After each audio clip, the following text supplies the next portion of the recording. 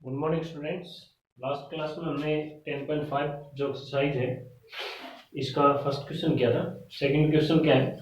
A curve of a circle is equal to the radius of the circle, find the angle subtended by the curve at a point on minor arc and also at a point on the major arc. ठीक है, आपके पास क्या है? Circle में एक card है, ठीक है, और वह कार्ड सर्कल की रेडियस है उसकी इक्वल है। ठीक है, अकॉर्डिंग टू क्वेश्चन हमारे पास क्या है? ओ ए और ओ बी क्या है? रेडियस है सर्कल की, ठीक है, और ए बी क्या है? कार्ड है सर्कल की। और ये ए बी हालांकि ये फिगर में थोड़ा बड़ा दिखाई दे रहा है, लेकिन जो आपकी स्टेटमेंट है उसके अकॉर्डिंग ये सेम है। ठीक है, रेडियस की इक्वल, यानी ए ओ और बी ओ और ए बी क्या है? हमारे पास तीनों इक्वल गिवन है। ठीक है, अब तीनों जब साइड ट्रायंगल की इक्वल गिवन है तो ट्रायंगल क्या बनेगी? इक्विलैटरल ट्रायंगल बनेगी। ठीक है, therefore A O B is a equilateral triangle, यानी जो हमारे पास ये सैडिल जो रीजन है, ये जो ट्रायंगल बनी है ये क्या बन गई? एक इक्विलैटरल ट्रायंगल। अब इक्विलैटरल ट्रायंगल बन गई थी, एंगल कितने कितने की बन गई? ये 60 का बन गया, ये भी 60 का बन गया आपका, और ये भी 60 का ही बन गया। ठीक है, यानी इक्विलैटरल ट्रायंगल के तीनों एंगल जो होते हैं वो 60-60 के होते हैं। ठीक है, अब आपको फाइंड करना है इस जो ए बी आर्क है या जो कार्ड है, इसने जो बाकी पार्ट जो है सर्कल का उसके साथ जो जो एंगल बनाए वो। ठीक है, अब यहाँ पर इसने एंगल बनाया है जो ए बी है आर्क आपकी, उसने सेंटर के साथ 60 का बनाया है, और बाकी जो सर्कल है उसके साथ जो एंगल बनाएगी वो इसका हाफ होगा, या जो डायमीटर सर्कल है, सर्कल के जो सेंटर के साथ जो कोई भी कार्ड है वो एंगल बनाती है ना, वो डबल होता है बाकी रिमेनिंग पार्ट ऑफ सर्कल में जो भी एंगल बनता है उसका। ठीक है, तो यानी हमारे पास एंगल ए ओ बी कितना हो गया? 60 degree. Angle A O B क्या हो गया? 60 degree. But we no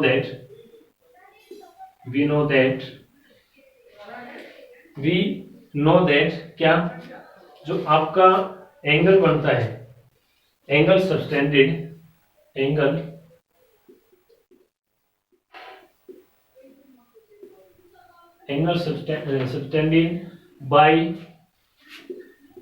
by an arc with center of a circle is double the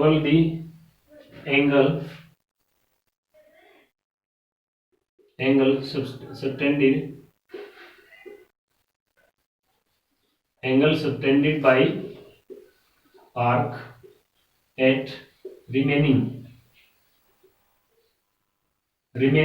part of circle। यानी एक आर्क ने सेंटर के साथ जो एंगल बना है वो डबल एंगल होता है, उसी आर्क ने बाकी सर्कल में जो भी एंगल बना है उसका। ठीक है, तो यानी जो एंगल है आपका, एंगल क्या? एंगल ए ओ बी, ये किसके इक्वल होगा? Twice of angle A C B. Angle A C B, आपको एक एंगल तो ये फाइंड करना है, ठीक है, दूसरा एंगल ये फाइंड करना है आपको। ठीक है, अब यहाँ पर ए सी बी हम फाइंड कर सकते हैं कैसे? ये 2 मल्टीप्लाई में इधर भेज देंगे हम इसको, ये बाई में चला जाएगा। ठीक है, तो यहाँ से हमारे पास एंगल जो है ए सी बी वो क्या होगा? ए ओ बी जो एंगल है उसका हाफ। ए ओ बी एंगल क्या हमारा? ये है 60 डिग्री, यानी 60/2 कट करोगे 30, तो आपका जो ए सी बी एंगल है, यानी एंगल ए सी बी वो क्या आ गया? 30 आ गया। एंगल ए सी बी 30 आ गया। ठीक है, अब इस एंगल को निकालने के लिए हम क्या करेंगे? यानी हमें यहाँ पर दो एंगल फाइंड करने थे, angle A C B find करना था और एक angle A D B, angle A D B, ये दो एंगल फाइंड करने हैं। ठीक है, तो एक तो हमने फाइंड कर दिया, दूसरा कैसे होगा? दूसरा ये देखो, अब ये एंगल जो 30 है, इसी आर्क ने सेंटर के साथ 30 का एंगल बना रखा है, और इसी आर्क ने सर्कल के साथ ये एंगल भी तो बना रखा है। अब ये कंप्लीट चक्कर तो आपका 360 का होगा, लेकिन ये 60 है तो बाकी कितना बच गया 300 का। ठीक है, यानी reverse reflex of angle AOB क्या होगा 360 माइनस 60, यानी 360 माइनस एंगल AOB, यानी 360 माइनस 60 यानी 300 का एंगल जो है आपका ये बच गया है। कौन सा AOB एंगल का रिफ्लेक्स, AOB एंगल ये आपका जो 60 है इसका रिफ्लेक्स क्या बच गया एंगल AOB, इसका रिफ्लेक्स ये बच गया, यानी कंप्लीट चक्कर में 360 होगा। तो ये बाकी कितना बच गया 360 माइनस 60 यानी 300 एंगल बच गया आपका। ठीक है, अब इसी जो यही आर्क है इसने देखो इस साइड एंगल बना दिया आपका 300 का। ठीक है, तो इसके अपोजिट जो रिमेनिंग पार्ट ऑफ सर्कल है वो एंगल क्या बन गया, ये एंगल बन गया आपका वो। ठीक है, तो यानी जो सेंटर के साथ जो एंगल बनाती है वो डबल होता है किसका, रिमेनिंग पार्ट ऑफ एंगल के, यानी एंगल जो हमारा ADB है या रिफ्लेक्स एंगल AOB किसके इक्वल है, ट्वाइस ऑफ एंगल ADB। ठीक है, अब यहां से ADB निकालेंगे हम, एंगल ADB वो क्या होगा, ये 2 जो है यहाँ पर मल्टीप्लाई में था ये डिवाइड होगा रिफ्लेक्स एंगल की, यानी रिफ्लेक्स एंगल कितना आपका 300 का बाई में 2 हो जाएगा, यहाँ से इसको कट करोगे तो 150 यानी 150 एंगल, यानी एंगल जो आपका ADB वो क्या आ गया 150। ये दो एंगल ही फाइंड करने थे। ठीक है, फर्स्ट तो आपको इजीली समझ में आ गया, ये 60 का, इसके बाकी जो रिमेनिंग पार्ट है सर्कल का उसमें इस एंगल का हाफ बनेगा। अब इसका रिफ्लेक्स भी ले सकते हैं हम सेकंड ADB निकालने के लिए, तो रिफ्लेक्स क्या हुआ 300 का, और 300 ये तो इस आर्क जो ये आपकी AOB जो यानी AB जो आर्क है इसने इस सर्कल के साथ तो बना दिया 300 का, तो इसके बाद रिमेनिंग सर्कल क्या बच गया, ये साइड वाला बच गया ना, तो इसमें ये एंगल बनाया इसने वो, और ये एंगल क्या होगा उसका हाफ होगा। ठीक है, उसका हाफ होगा तो ये 300 का, तो ये कितना होगा 150 का। ठीक है, नेक्स्ट जो क्वेश्चन हमारा थर्ड क्वेश्चन, आपके पास फिगर है 10.37, उसके अंदर एंगल PQR 100 का गिवन है and PQR are the point on the circle with centre O, find angle OPR। ठीक है, तो OPR यानी आपको ये एंगल फाइंड करना है। ठीक है, अब ये देखो ये दोनों साइड जो सर्कल की रेडियस है, दोनों रेडियस है यानी ये दोनों इक्वल है, तो इक्वल है तो ये और ये आपका जो कार्ड है ये अलग है, यानी एक ट्रायंगल है जिसमें दो साइड इक्वल है, दो साइड इक्वल है तो इक्वल साइड के जो अपोजिट एंगल होते हैं, ठीक है, अपोजिट एंगल क्या हो गए ये दोनों हो गए, इस साइड के अपोजिट ये हो गया और इस साइड के अपोजिट एंगल ये हो गया। ठीक है, तो ये दोनों भी क्या होंगे इक्वल होंगे ऑब्वियसली। ठीक है, तो इक्वल होंगे तो आपको एंगल फाइंड करना है OPR। ठीक है, अब देखो आपकी जो आर्क है आपकी जो आर्क है POR यानी जो PR आर्क है उसने सेंटर के साथ एंगल बना रखा है, क्या सेंटर के साथ एंगल बना रखे है ये। ठीक है, ये O पॉइंट में याद रख देता हूं, एंगल क्या बना रखा है POR, ये एंगल बना रखा है।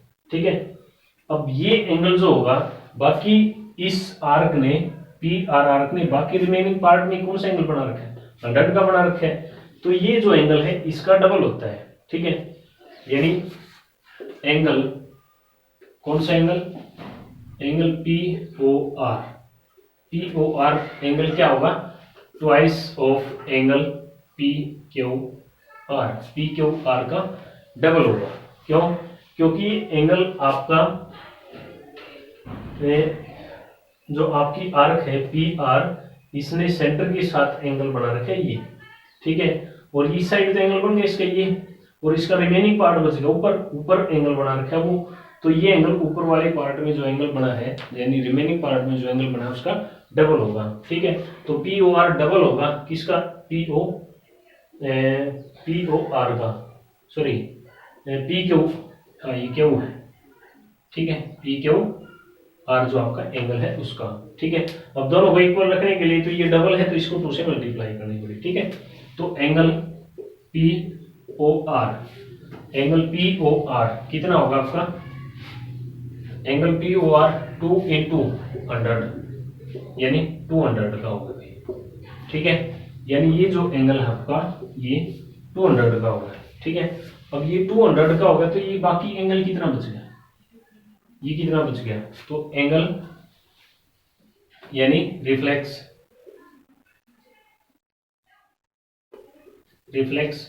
Of angle P O are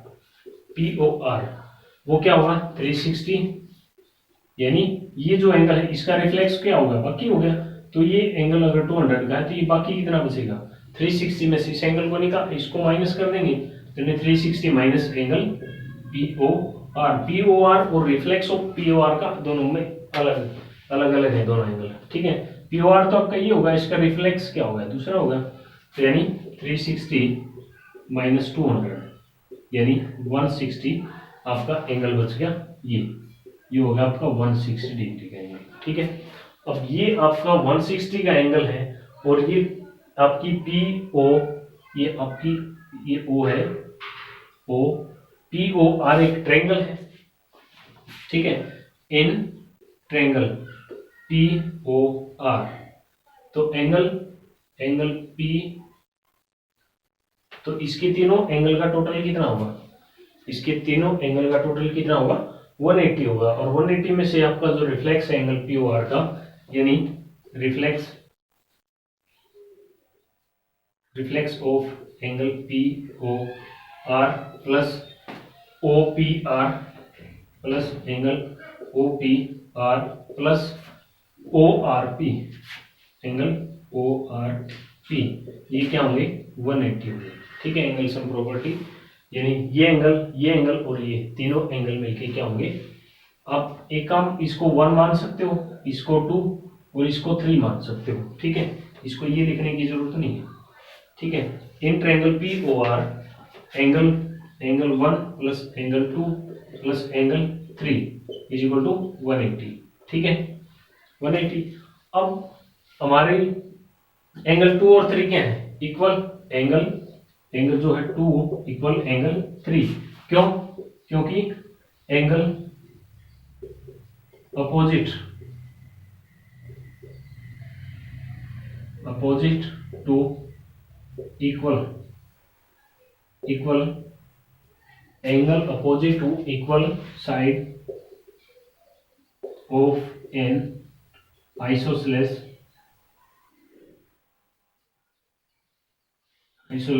triangle are equal.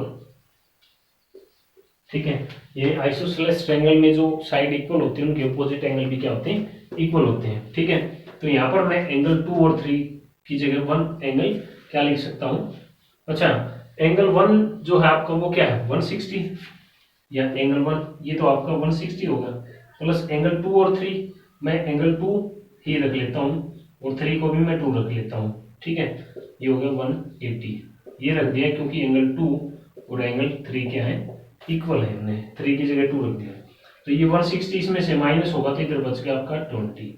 ठीक है, और एंगल 2 और 2 ट्वाइस ऑफ एंगल 2 से इसको कट करोगे तो 10, यानी एंगल जो 2 है आपका, एंगल 2 वो क्या आ गया 10 डिग्री का। ठीक है, और आपका एंगल 2 क्या है आपका पी ओ पी आर, तो ओ पी आर जो एंगल है आपका कितने का आ गया 10 डिग्री। ठीक है, तो ये आपका क्वेश्चन 3 था।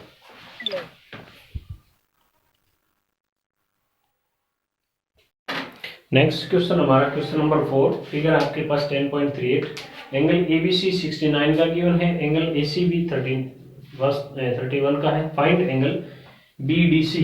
ठीक है, ये आपकी फिगर है, इसके अंदर ए बी सी 69 और ए सी बी 31 का है। ठीक है, तो यहाँ से हम हमारी जो ट्रायंगल है ए बी सी उसके अंदर एंगल सम प्रॉपर्टी का यूज करके एंगल जो हमारा बी ए सी है उसको फाइंड कर लेंगे। ठीक है, और हमें पता है एंगल बी ए सी और बी डी सी दोनों क्या होंगे इक्वल, क्यों होंगे, क्योंकि angle in same segment, segment के अंदर जो एंगल बनते हैं वो क्या होते हैं, आपके इक्वल होते हैं। ठीक है, तो हमने क्या, ये चीज हमारे पास गिवन है, ये फाइंड करना है। ठीक है, तो हमारे पास इन ट्रायंगल एबीसी ट्रायंगल के अंदर तीनों एंगल का टोटल एबीसी और एसीबी और बीएसी दोनों तीनों एंगल का टोटल 180 होगा, क्योंकि एंगल सम प्रॉपर्टी जो हमारे पास है उसका यूज करेंगे हम। ठीक है, तो तीनों एंगल की मैंने वैल्यू रख दी, एक की वैल्यू नहीं है, 2 की है, तो एंगल बी ए सी है, वो एंगल फाइंड कर लिया हमने, क्या आ गया 80।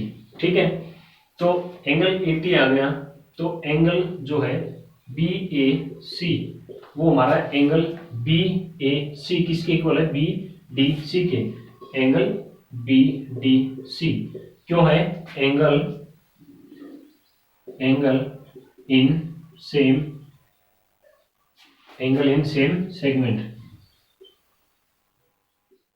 Angle in same segment. ठीक है, तो एंगल जो हमारा एंगल बी डी सी वो भी कितना का होगा, 80 डिग्री का। ठीक है, तो ये आपका आंसर था। तो एंगल बी डी सी ही आपको फाइंड करना था। ठीक है, एंगल ये हमारा सेगमेंट है, ये दो सेगमेंट, ये कार्ड बीसी है जो सेगमेंट, दो सेगमेंट के अंदर सर्कल को डिवाइड करी है, तो सर्कल के अंदर जितने भी एंगल बनाएगी ये कार्ड बीसी वो सारे एंगल सेम होंगे, और इस साइड भी जो भी मान के चलो ये एंगल बन गया और एक एंगल ये बन गया, तो ये जो एंगल है आपके ये दोनों भी क्या होंगे, इक्वल होंगे, यानी सेम सेगमेंट के अंदर एंगल जो होते हैं वो सेम होते हैं। तो आज के लिए इतना ही बेटा, थैंक यू।